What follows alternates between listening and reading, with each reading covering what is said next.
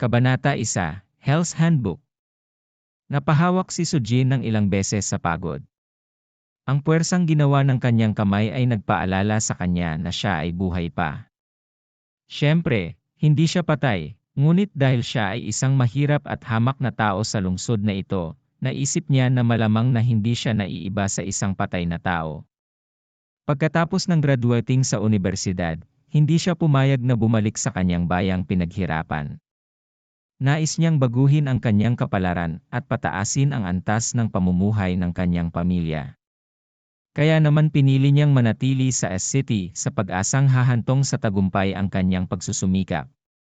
Ngunit pagkatapos ng ilang oras na magtrabaho, nagsimula siyang makita na ang kanyang orihinal na mga intensyon ay talagang Ang S-City ay tila napuno ng buhay at pag-asa. Ngunit sa katotohanan, ito ay isang malamig at walang awa na lungsod. Ang pagsusumikap ay itinuturing na mura at walang halaga. Ang aking kapatid na babae ay nasa kanyang huling taon sa high school. Kailangang bayaran ang kanyang mga bayarin sa paaralan, ang kanyang mga aklat-aralin, at ang kanyang mga pagkain, na pabuntong hininga niyang sabi sa sarili. Ang lahat ng mga bata na naninirahan sa mga nayon sa kabundukan ay naghahangad sa araw na maaari silang umalis sa bundok, at ang tanging paraan upang gawin iyon ay sa pamamagitan ng pagkakaroon ng magandang edukasyon. Umaasa si Sujin na ang kanyang nakababatang kapatid na babae ay makakaalis din sa bundok balang araw. Noong una ay gusto ng kanyang pamilya na huminto sa pag-aaral ang kanyang kapatid na babae, at nilayon nilang tulungan siya sa bukid o maghanap ng trabaho para sa dagdag na pera. Nakatulong sana yon para maibsan ang pinansyal na pasanin ng pamilya. Ngunit nagprotesta siya laban sa desisyong iyon, at sa gayon, pinahintulutan ang kanyang kapatid na ipagpatuloy ang pag-aaral. Ang tanging kondisyon ay siya ang magbibigay ng mga gastusin nito, kasama na ang kanyang allowance at mga aklat-aralin. Hindi mataas ang kanyang sweldo, ngunit kailangan niyang hatiin ang kanyang sweldo sa ilang bahagi. Ang isang bahagi ay napunta sa kanyang pamilya, isang bahagi ay napunta sa kanyang nakababatang kapatid na babae, at ang huling bahagi ay napunta sa kanyang upa at pagkain. Palagi siyang naiiwan na halos wala sa katapusan ng buwan. Pagkatapos niyang ayusin ang desk niya sa opisina, ay umalis na siya for the day. 1:00 PM na, at may ilang bituin sa langit. Iyon ay isang pambihirang tanawin na makikita sa gayong maruming kalangitan ng lungsod. Nagkakaroon kami ng pagtitipon ng kumpanya sa loob ng 3 araw, at inaasahang babayaran namin ang aming sariling bahagi. Ngunit katapusan na ng buwan, kaya wala akong natitirang pera para doon. Siguro, baka magpanggap na lang akong may sakit at laktawan ang pagtitipon. Bulong ni Sujin sa sarili. Ang ganitong bagay ay talagang pabigat lamang sa isang mahirap na katulad niya. Walang paraan na kakayanin niya ang gayong mga luho. Kinailangan ng isa na gumastos ng pera upang mapanatili ang mga relasyon sa iba sa lipunang ito, ngunit ang masakit na katotohanan ay walang pera si Sujin sa pagtatapos ng buwan. Hindi masyadong malayo ang opisina sa apartment na inuupahan ni Sujin. Hindi niya inupahan ang buong apartment bagaman. Hinati ng landlord ang apartment sa magkakahiwalay na kwarto para marentahan niya ito sa mas maraming tao, at inupahan ni Sujin ang makipot na cellar ng gusali. Ngunit kahit na ang upa para sa cellar ay mas mababa kaysa sa mga silid, nahihirapan pa rin siyang umubo ng upa bawat buwan. Ang S-City ay isang mamahaling lugar upang manirahan.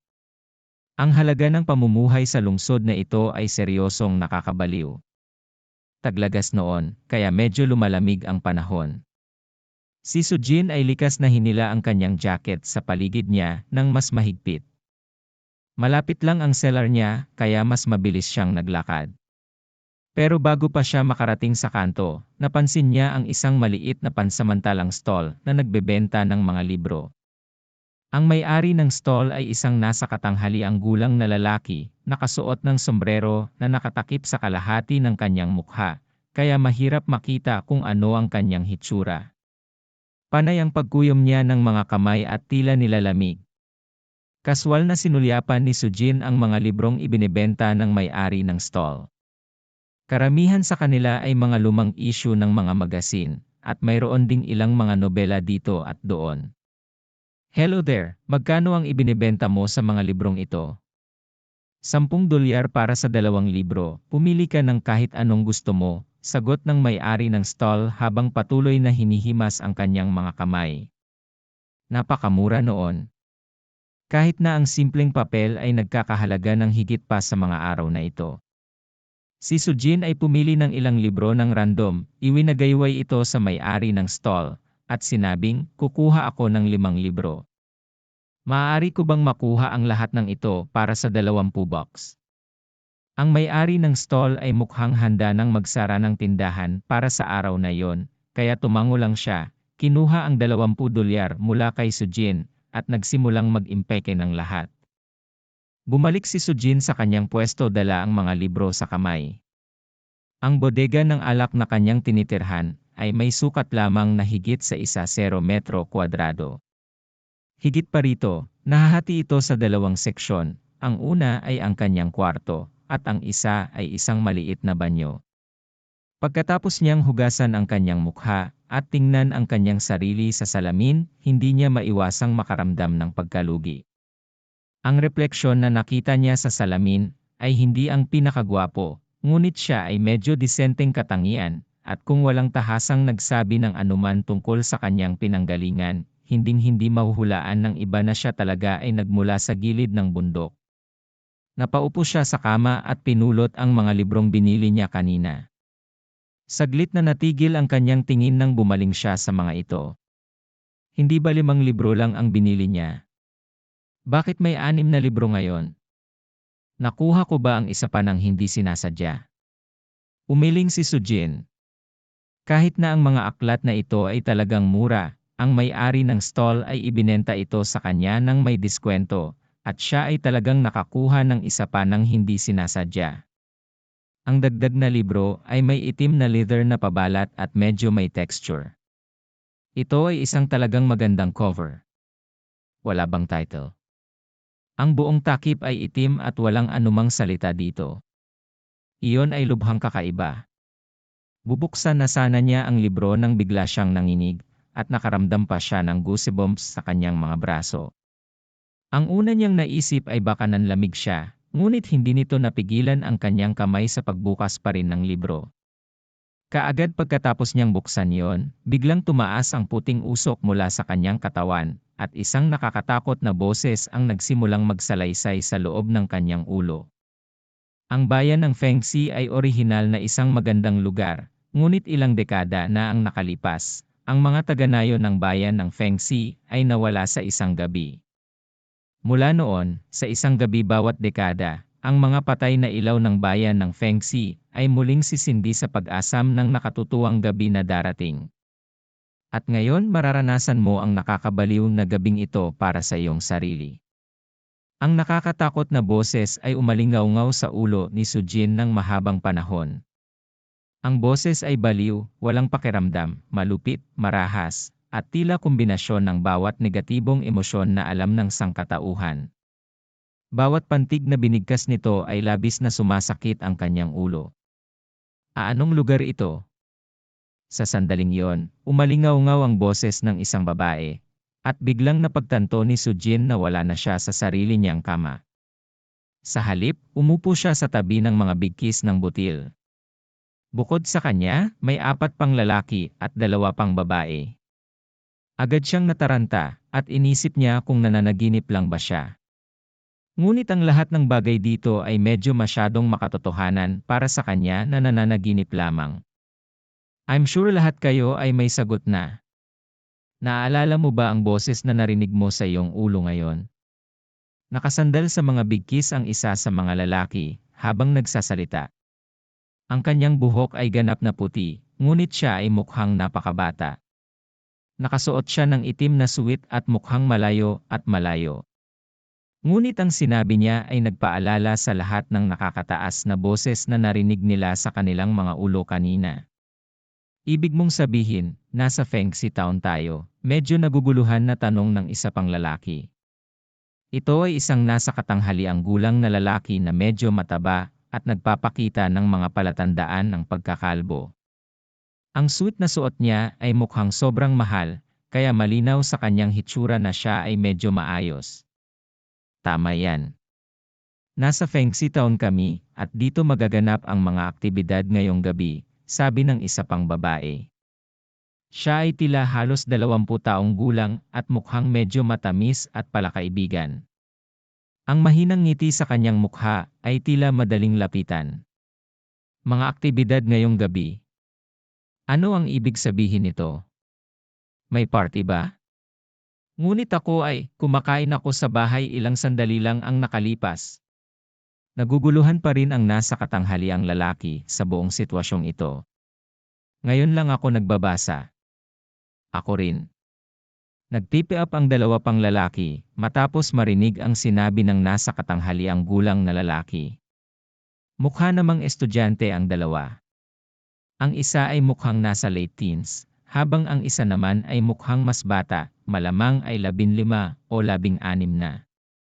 Ako, nagbabasa rin ako, sabi ng babaeng sumigaw kanina. Mukhang nasa 20s ang babaeng ito. Ang kanyang makeup ay meticulously tapos, ngunit mayroon ding isang bagay na nakakapukaw sa paraan ng kanyang pananamit. Oo, tama yan. Nagbabasa ako ng libro habang umiinom ng sopas, sabi ng medyo may edad na habang hinihimas ang noo. Mga ad ng Pub Future. Matapos makinig sa kanilang mga account, naalala ni Sujin na nangyari ito kaagad pagkatapos niyang buksan ang librong binili niya. Dahil ang lahat ay gumagawa ng parehong bagay bago dumating sa lugar na ito, tiyak na mayroong isang uri ng koneksyon dito. Alam kong lahat kayo ay maraming katanungan sa inyong isipan, ngunit wala akong panahon para sagutin ang lahat ng ito ngayon dahil magsisimula na tayo sa halos 10 minuto o higit pa. Kaya, makinig ka, sabi ng nakababatang babae sa lahat. Bigla kayong sumulpot dito dahil sa librong hawak niyo ngayon. Tinatawag namin itong Hell's Handbook. Biglang napagtanto ni Sujin na hawak pa rin niya ang librong binuklat niya kanina. Ang dating blangko na itim na pabalat ng aklat ay mayroon na ngayong dalawang malalaking salita na nakasulat sa madugong pulang kulay, Hell's Handbook. Ang lahat maliban sa malayong binata ay medyo nagulat, ngunit ang dalaga ay nagpatuloy sa pagsasalita. Walang nakakaalam kung sino ang gumawa ng Hell's Handbook, ngunit walang alinlangan na ito ay may napakalaking kapangyarihan. Ang bawat may-ari ng handbook ay kailangang dumaan sa hindi mabilang na mga bangungot. Kung sinuswerte ka, baka magkaroon ka ng pagkakataong makatakas mula rito. Hindi ko alam kung bakit nahihirapan kang makipag-usap sa mga taong ito. Malinaw na bago silang lahat, at lubos akong nagdududa na makakaligtas sila sa gabi, walang emosyong sabi ng aloof na lalaki. Ikaw ba si MR Jiang? Medyo nag-aalangan na tanong ng medyo may edad na. Mukhang nakilala niya ang nakababatang lalaki. Medyo nagulat ang lalaking malayo sa narinig niya, at nagtanong siya, kilala ba natin ang isa't isa? Oho, hindi ako nagulat na hindi mo alam kung sino ako, dahil hindi ako partikular na mahalaga. I've come into contact with your company for business, that's all. Sabi ng middle-aged na lalaki sabay tawa. Since we're business partners, then you can be on MY team. If you're lucky, you might survive, sabi ng aloof na lalaki sabay tango. Pagkatapos ay tinitigan niya ang dalaga at sinabing, kung gusto mong ipagpatuloy ang pakikipag-usap sa mga taong ito, sige. Hindi ako dumidikit. Pagkasabi nun ay naglakad na siya palayo. Walang ideya ang nasa katanghaliang gulang na lalaki kung ano ang nangyayari, ngunit sinundan pa rin niya ang nakababatang lalaki. Pinagmasdan ng dalaga ang malayong lalaki na lumayo at nagkibit balikat na nagbitiw. Bumalik siya sa iba pang naguguluhan na mga tao sa kanyang harapan at nagpatuloy, walang kwenta ang pagsasabi ng marami at wala tayong oras para dito, kaya iiwan ko na lang kayo ng ilang payo. Una, laging bantayang mabuti ang iyong kopya ng handbook. Ito ang magiging susi mo para makaligtas sa lugar na ito. Pangalawa, hindi ka dapat lumampas sa mga hangganan ng Fengxi Town. Siguradong mamamatay ka kapag ginawa mo yon. Pangatlo, subukan ng iyong makakaya upang mabuhay ito at makakakuha ka ng malaking gantimpala sa dulo. Paumanhin, Miss, ngunit sigurado ka bang hindi lang ito isang reality show o isang detalyadong TV prank? Tanong ng matandang estudyante. Natawa ang dalaga at ipinagkibit balikat ang kanyang komento. Kung iyon ang iniisip mo, mamamatay ka ng napakalungkot. Paano ko kayo haharapin? Tanong ni Sujin. Ano man ang kalagayan nila, ang dalagang ito ay malinaw na tila marami pang nalalaman tungkol sa kung ano ang nangyayari.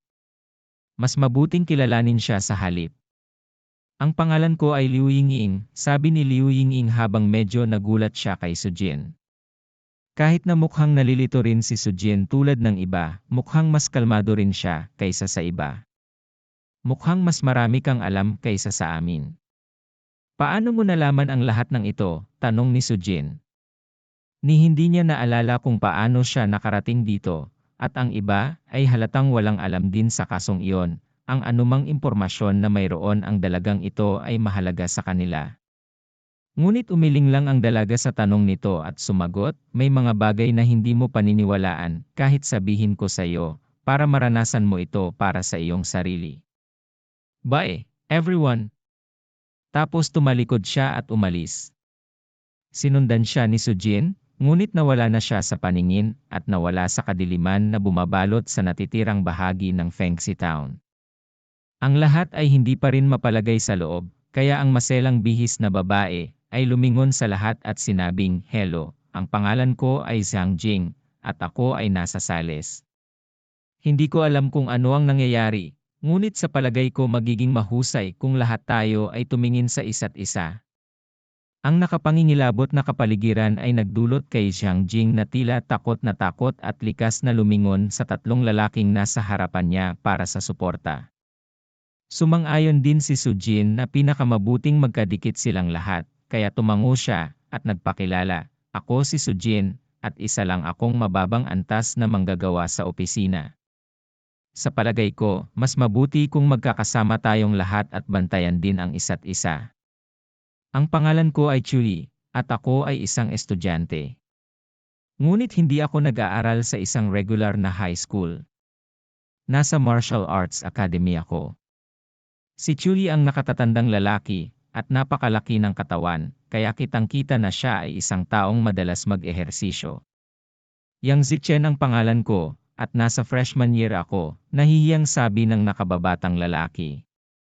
Nakasuot siya ng salamin at parang yung tipong laging umiiwas sa gulo. Napatingin si Sujin sa handbook na hawak niya.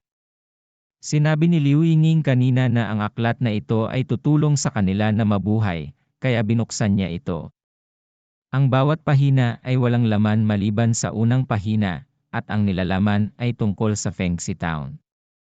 Sheaves, plural, sheaf, singular, isang bundle ng mga tangkay ng butil na inilatag ng pahaba at itinatali pagkatapos anihin. Bumisita at magbasa ng higit pang nobela upang matulungan kaming i-update ang kabanata ng mabilis.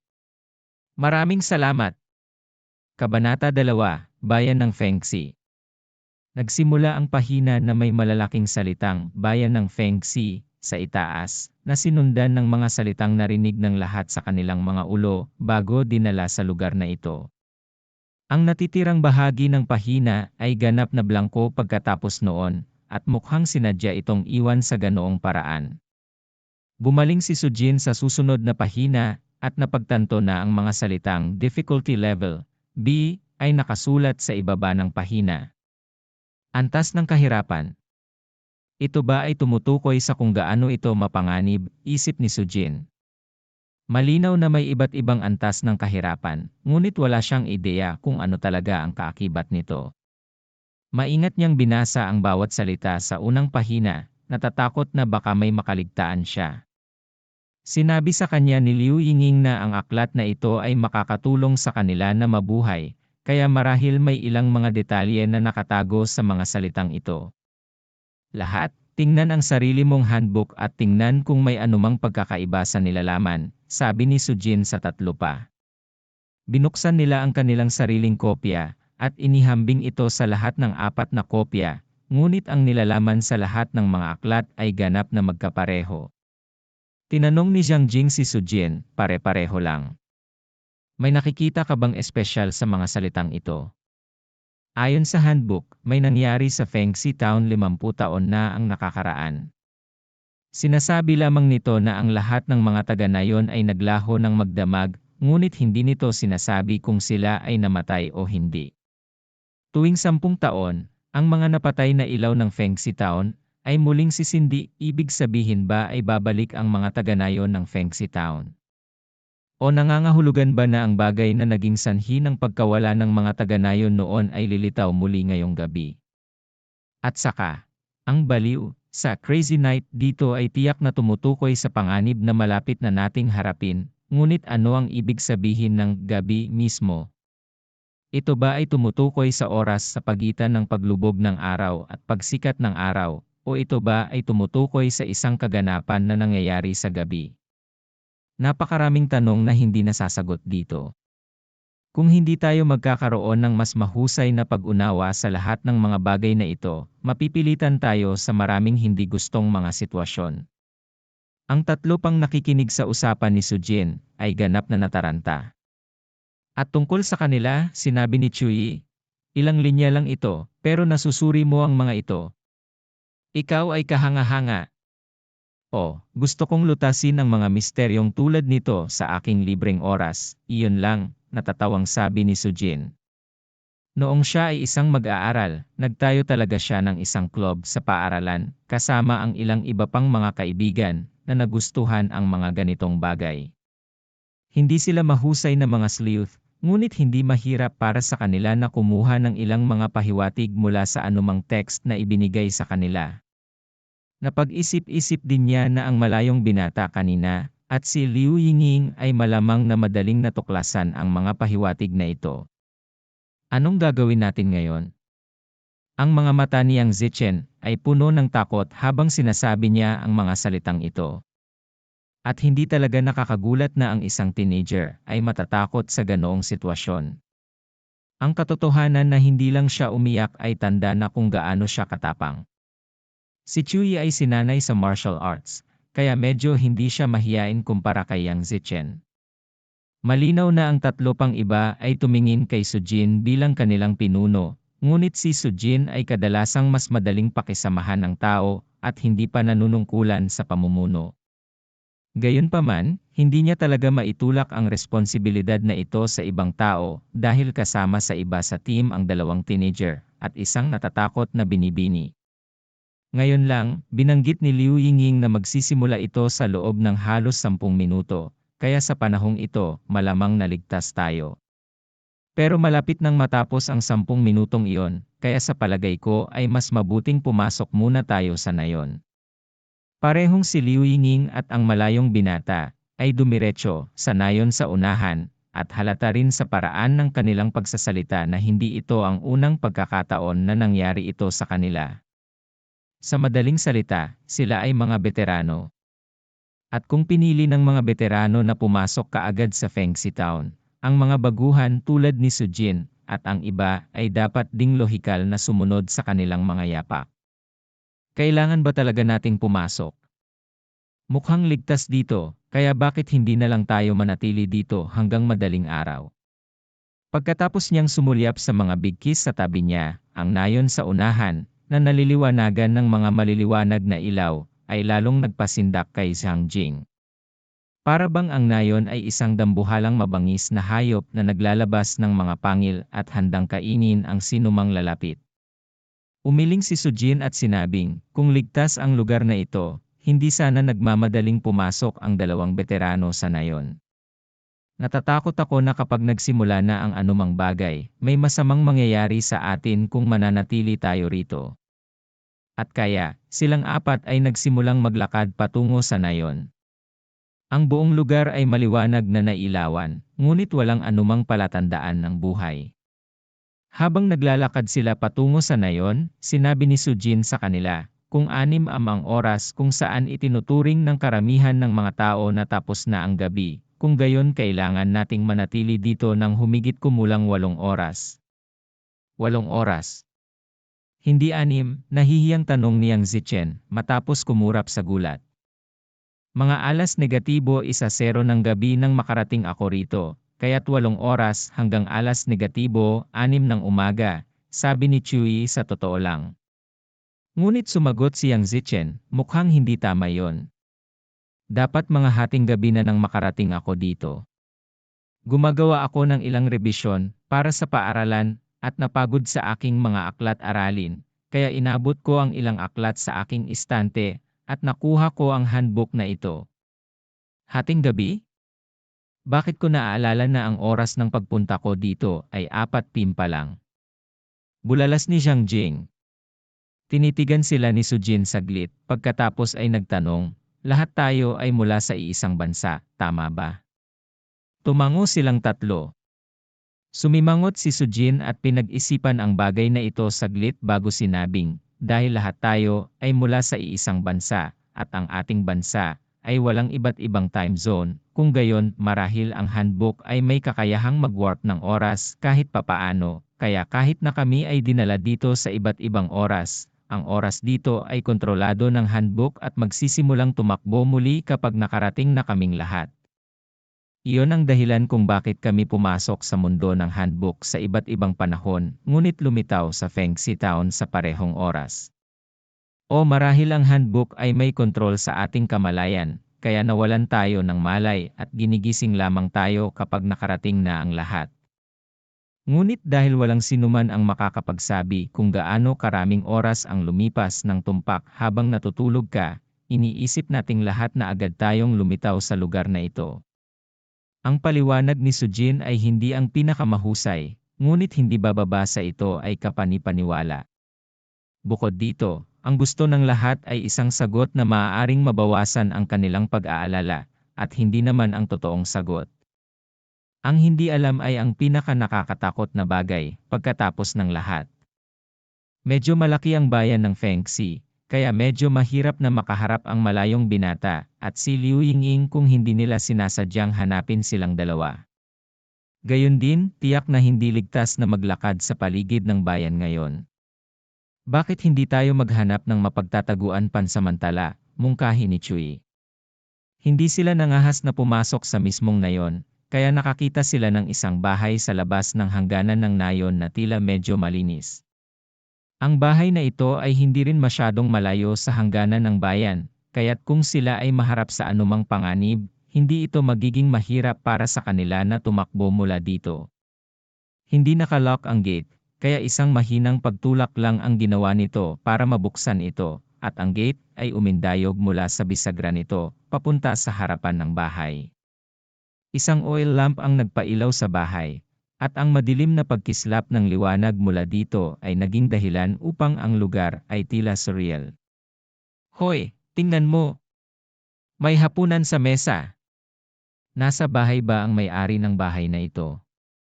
Si Chuli ang unang pumasok sa bahay, at nalaman niyang may pagkain sa hapagkainan. Simpleng pamasahe lang, pero ang nakakagulat ay umuusok pa rin ang pagkain, na nagpapahiwatig na ito ay inihanda hindi pa gaanong katagal.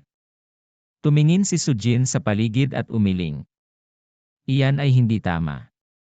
Tingnan mo ang dami ng alikabok sa bahay, lalo na sa paligid ng mesa. Nababalot ng makapal na alikabok ang bahay, bukod pa sa dinaanan nilang 4 pagpasok nila sa bahay. Ang lugar sa paligid ng mesa, lalo na, ay naipon ng napakaraming alikabok na halos natatakpan nito ang buong binti ng mesa, at mukhang malambot pa. Ang tuktok ng mesa ay natatakpan din ng isang layer ng alikabok. Ang kubyertos lang ang tila malinis. Anong nangyayari? Sinasabi mo bang multo ang nagluto nito? Si Jiang Jing ay nagsimulang manginig sa takot. Natatakot ako na ang natitirang bahagi ng bayan ay ganito ang hitsura. Hindi bale na sa ngayon, tumingin tayo sa paligid at tingnan kung may makikita tayong iba pang mga pahiwatig. Tingnan natin kung makakahanap din tayo ng magagandang armas. Nakaramdam din ng takot si Sujin, ngunit hindi ito ang magandang panahon para magsimulang magpanik. Kailangan niyang manatiling kalmado sa mga ganoong sitwasyon para manatiling ligtas. Matapos maghanap sa bahay saglit, natagpuan ni Chuyi at Yang Zichen ang tatlong kutsilyo, ngunit lahat sila ay kutsilyo ng chef. Dagdag pa, ang bawat kutsilyo ay natatakpan ng isang layer ng kalawang, ngunit ito ay mas mahusay pa rin kaysa sa walang anumang armas. Naunang kumuha ng isa si Zhang Jing. Bilang nag-iisang babae sa kanila, ang pagkakaroon ng sandata sa kamay ay maaaring makatulong sa kanyang pakiramdam na medyo mas ligtas. Kinuha din ni Chuyi ang isa sa mga kutsilyo. Siya ay bata pa, ngunit siya ay sinanay sa martial arts, kaya marahil siya ang pinakamagaling sa kanila sa paghawak nito. Gusto nilang ibigay ang huli kay Yang Zichen, ngunit sa kanilang pagtataka, tumanggi itong kunin. Hindi ko alam kung ano ang gagawin sa isang kutsilyo, kaya susunod na lang ako sa inyo. Si Yang Zichen ay tila nabalisa pa rin, ngunit naramdaman ni Sujin na ang batang ito ay talagang matapang sa loob. Ilang pagsubok na lang ang kailangan niyang pagdaanan sa buhay, at tiyak na makakamit niya ito sa hinaharap.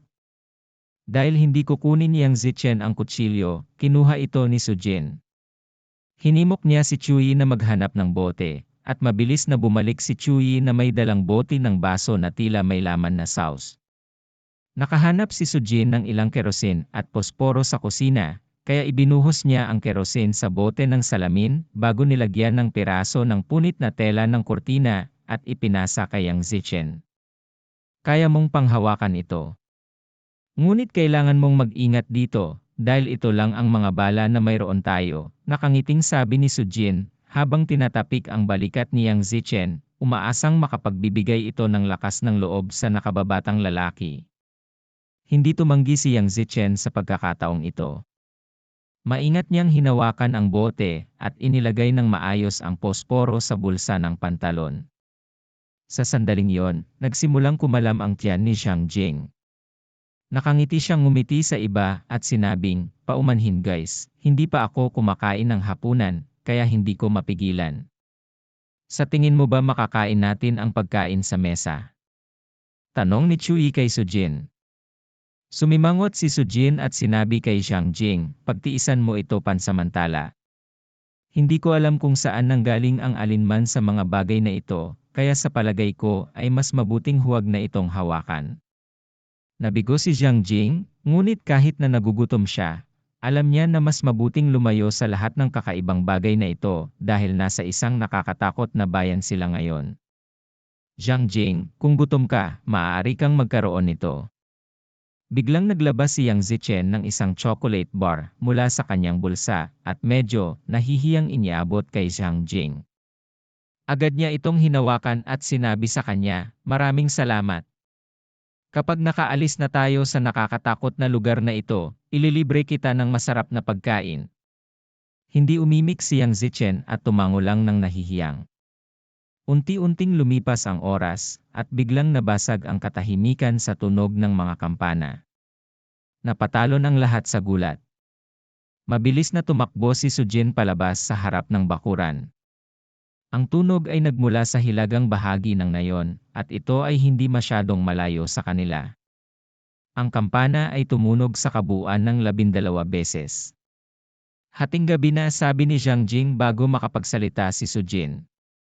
Dahil 12 beses tumunog ang mga kampana, malamang na ang ibig sabihin nito ay hating gabi na ngayon, na nangangahulugan din na ang lahat ng iba't ibang oras na naalala ng bawat isa sa kanila bago pumunta dito ay mali. Ngunit wala sa mga yon ang mahalaga ngayon. Ang mga kampana ay malamang na hudyat ng simula ng nakakabaliw na gabi na binanggit sa handbook.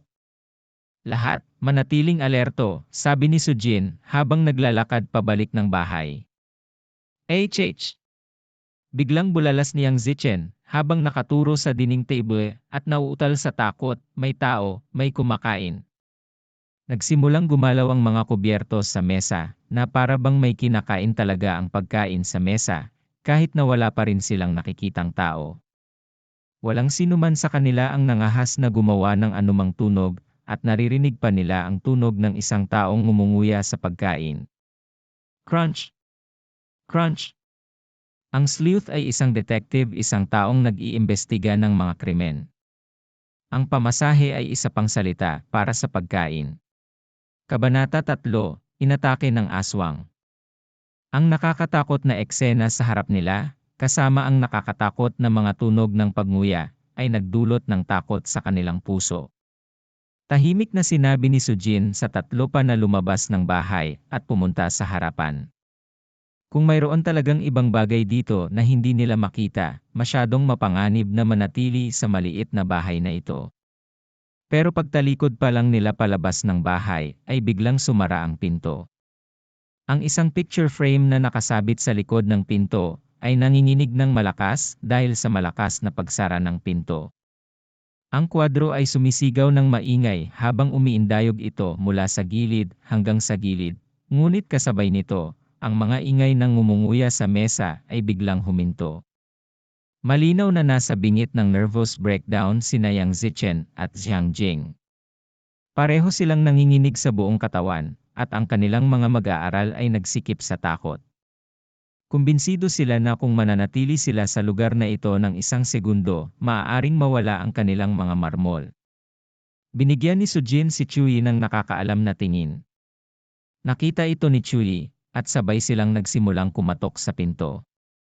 Ngunit sa kanilang pagkabigla at pangingilabot, ang pinto na di umano'y dumaan sa ilang dekada ng lagay ng panahon, ay tumangging magbigay daan, kahit na ang dalawang lalaking nasa hustong gulang, ay pinaghahampas ang kanilang mga katawan dito ng napakalakas. Isang tinidor ang lumipad mula sa hapagkainan at dumapo sa balikat ni Chui. Napangiwi si Chui, at ang kanyang mga mata ay biglang napuno ng takot. Ang lahat ay sobrang takot na kumilos, at tanging si Chui lamang ang patuloy na humahampas. Panay ang ingay niyang sinasakal na para bang may sumasakal sa kanya. Mabilis na napatigil si Sujin mula sa kanyang unang pagkabigla at tumakbo para hilahin si Chui mula sa sahig, ngunit hirap na hirap si Chui kaya hindi na siya nagawang itayo ni Sujin. Pagkatapos ay napansin niya ang tinidor sa balikat ni Chui, at naramdaman na ang kakaibang pag-uugali ni Chui ay malamang na may kinalaman sa tinidor na ito, kaya hinawakan niya ang tinidor sa pag-asang maalis ito sa balikat ni Chui. Pero nang mahawakan niya ang tinidor, nanlaki ang mga mata niya. Nakikita na niya ngayon ang isang lalaki na kalahating nabubulok na ang katawan, gamit ang kanyang mga kamay para sakalin ang lig ni Chui. Ang unang instinct ni Sujin ay ang bitawan ang tinidor. At sa ginawa niyang iyon ay agad na nawala sa kanyang paningin ang nabubulok na lalaki. Ngunit sa parehong oras, ang mga mata ni Chui ay nagsisimula ng umikot pataas, at ang kanyang mga paa ay hindi na gumagalaw ng kasing lakas ng dati. Kaya kahit na nakakatakot, alam ni Sujin na kailangan niyang iligtas si Chui. Hinawakan niya ang tinidor, at muling lumitaw ang nabubulok na lalaki, ngunit sa pagkakataong ito, hindi siya pinansin ni Sujin at ginamit niya ang lahat ng kanyang lakas upang bunutin ang tinidor. Sa wakas ay lumabas ang tinidor, at binitawan ng nabubulok na lalaki si Chui, ngunit sa halip ay biglang sumugod kay Sujin. Ibinuka ng lalaki ang kanyang bibig upang umungol ng walang tunog, na para bang dudurugin niya si Sujin. Mabilis na itinapon ni Sujin ang tinidor sa kanyang mga kamay. Sa sandaling binitawan ng tinidor ang kanyang kamay, nawala rin ang nabubulok na lalaki. Tumutulo ang malamig na pawis sa noo ni Sujin habang si Chui ay humihingal. Sinabi ni Sujin sa iba, kailangan nating humanap ng paraan para buksan ang pintong ito. Hindi na tayo makakatagal dito. Ang lahat ay sumang-ayon sa opinyon ni Sujin, ngunit ang luma, masungit na pinto ng bahay ay tumangging kumilos. Biglang narinig ni Sujin ang tunog ng metal na kumakalat sa isa't isa na nagmumula sa likuran nila. Lumingon siya at nakita niyang unti-unti nang gumagalaw ang lahat ng kubyertos sa hapagkainan. Lumabi ka, malakas na sigaw ni Sujin. Binunot niya ang kanyang kutsilyo at ginamit ito para tadtarin ang pinto, na matagumpay na naputol ang ilan sa mga kahoy. Nang makita iyon ni Xiang Jing at Chui, agad nilang inilabas ang kanilang mga kutsilyo at sinimulan ding tumaga sa pinto. Lalong lumakas ang paggalaw ng mga kubyertos sa hapagkainan sa likuran nila, parang lilipad na naman sa kanilang apat tulad ng tinidor kanina. Nang makita ni Chewie na ilang beses silang naputol sa pinto, itinaas niya ang kanyang paa at sinipa ang isang butas sa pintuan. Tumalon siya palabas ng pinto habang nakahawak kina Zhang Jing at Yang Zichen. Talon na rin si Sujin nang maramdaman niya ang malamig na presensya sa likuran niya. Kinuha ni Sujin ang isang piraso ng sirang pinto at inihagis ito sa kanyang likuran nang hindi man lang lumingon at pagkatapos ay tumalon palabas ng bahay. Naririnig niya ang tunog ng pagkabasag ng mga sirang kahoy at ang tunog ng pagbagsak ng ilang metal na bagay. Pagkalabas niya ng bahay, napansin niyang nahulog sa sahig ang lahat ng kubyertos sa harap lang ng pinto. Parang may invisible na screen na pumipigil sa mga kubyertos na makalabas ng bahay. Kuya Su, ayos ka lang? Nag-aalalang tanong ni Chewie. Tumango si Sujin, pagkatapos ay sinenyasan ang iba na lumayo sa bahay, bago niya ipinikit ang kanyang mga mata upang tumingin muli sa loob ng bahay. Nakikita niyang gumagalaw pa rin ang hapagkainan, ngunit medyo madilim ang lamparan ng kerosene sa bahay, kaya hindi siya masyadong makakita. Ano yon? Si Zhang Jing ay mukhang takot na takot. Ang lahat ay nangyari ng napakabilis, ngunit ang buong sitwasyon na katatapos lang mangyari ay masyadong nakakatakot para ipaliwanag ng mga salita. Nagkatinginan sina Sujin at Chewie. Silang dalawa lang ang nakakita ng eksaktong nangyari kanina, at maging sila ay hindi makapaniwala kung seryoso nga bang multo iyon o ngayon lang sila nakakita ng mga bagay-bagay. Kuya Su, nakita mo rin yon, tama ba? Tahimik na tanong ni Chewie. Tumango si Sujin at sinabing, isang lalaking may nabubulok na laman, tama ba? May kinalaman ito sa tinidor na yon. Parang ang mga nakahawak lang sa tinidor ang makakakita sa kanya. Tumango si Chewie, pagkatapos ay nagpasalamat kay Sujin, salamat sa pagligtas sa buhay ko. Kung hindi mo ginawa yon, patay na ako ngayon. Tinapik ni Sujin si Chewie sa balikat. Kahit na nangyari iyon sa loob lamang ng ilang segundo, halos nabuwisan si Chewie ng kanyang buhay. Naniwala na ngayon si Sujin sa sinabi ni Liu Yinging kanina. Totoong mayroong isang bagay sa bayang ito na posibleng pumatay sa kanila anumang minuto. Pagkatapos ng nangyari kanina, wala nang nangahas na kumapit pa. Ngunit walang kahit saan sa paligid nila kung saan sa tingin nila ay ligtas silang manatili. Malamang na talagang mapanganib na maglibot-libot din. Sandali lang. Yang Zichen, ano yang hawak mo? May napansin si Sujin sa mga kamay ni Yang Zichen. Mabilis niyang sagot, naku, naabutan ko pala kanina habang naghahanap ng armas. Talagang nakalimutan ko na hawak ko pa rin ito. Kinuha ito ni Sujin mula kay Yang Zichen at nalaman na isa talaga itong painting.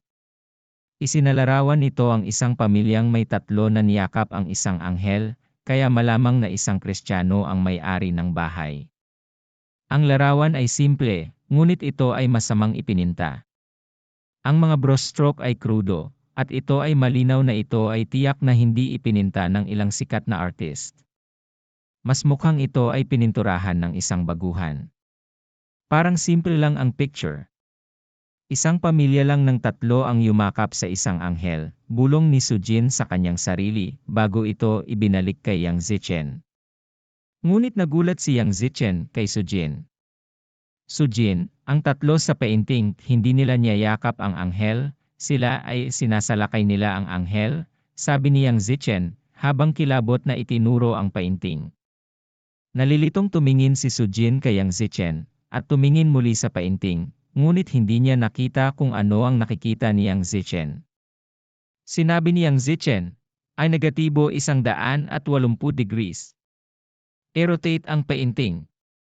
Mabilis na pinaikot ni Sujin ang painting at napagtanto kung ano ang pinag-uusapan ni Yang Zichen. Ang pagpipinta ay ganap na naiiba sa sandaling ito ay pinaikot. Ang mga linyang mukhang magaspang ay ginawa ang pagpipinta na tila ang tatlong tao ay niyakap ang anghel kapag nakita mula sa isang direksyon, ngunit sa sandaling umikot, ang parehong tatlong tao ay talagang nasa ibabaw ng anghel at pinaghiwa-hiwalay ang anghel. Ngayong iba na ang larawan, nagbago rin ang kahulugang dala nito. Ang unang interpretasyon ng larawan ay naglalaman ng kabutihan, ngunit ngayon ay naglalaman ito ng purong kasamaan. Bakit magkakaroon ng ganoong painting ang isang ordinaryong pamilya? Ano ba talaga ang kinakatawan nito? Naniniwala ba ang mga tao sa Feng Shui Town sa okulto? Tanong ni Chui. Ang lahat ay nagpalitan ng hindi siguradong mga tingin, ngunit ang hula ni Chui ay lubos na posible. Walang ibang dahilan kung bakit ang isang ordinaryong pamilya ay nagmamay-ari ng ganoong katakot-takot na painting. Nagsimulang magpanik si Sujin sa loob. Kung mayroong isang hindi nakikitang kapangyarihan na kumokontrol sa lahat ng ito, malamang na imposible para sa kanila na makalipas ang gabi nang walang anumang mga sakuna. Walang lugar sa Feng Shui Town na ligtas. Ano ang susunod nating gagawin? Walang magawang tanong ni Xiang Jing habang yakap-yakap ang kanyang mga braso na may kawalang pag-asa sa kanyang mukha. Natahimik silang lahat at maging si Sujin ay nakaramdam ng pagkawala ngayon. Naisip niya na hindi niya dapat hinayaang lumayo ng ganoon ang alufgay at si Liu Yingying. Kung mayroon silang isang veterano sa kanila, maaari silang makakuha ng ilang direksyon, hindi bababasa. Lahat, bantayan mong mabuti ang iyong paligid. Nakatagpo kami ng panganib dahil nakipag-ugnayan kami ni Chui sa tinidor na yon, kaya sa tingin ko ang mga panganib sa bayan ng Feng Shui ay ang lahat ng na-trigger na uri, sabi ni Sujin. Yung triggered type. Anong ibig sabihin yan? Hindi maintindihan ni Xiang Jing. Naglaro ka na ba ng RPG, role-playing games dati? Para sa karamihan ng mga manlalaro, ang mga pakikipagsapalaran sa loob ng laro ay hindi otomatikong lumalabas. Kailangang makipag-ugnayan ang manlalaro sa isang NPC o isang uri ng item upang matrigger ang ibang bagay. Mukhang gumagana rin ang Feng Shui Town sa ganitong paraan. Karamihan sa mga tao sa edad na ito ay naglaro na noon ng mga ganitong video game, kaya mabilis nilang naintindihan ang paliwanag ni Sujin. Ibig sabihin ba nito ay hindi tayo magkakaroon ng anumang panganib kung hindi tayo hahawak ng anuman? Tanong niyang Zichen. Walang magawang umiling si Sujin.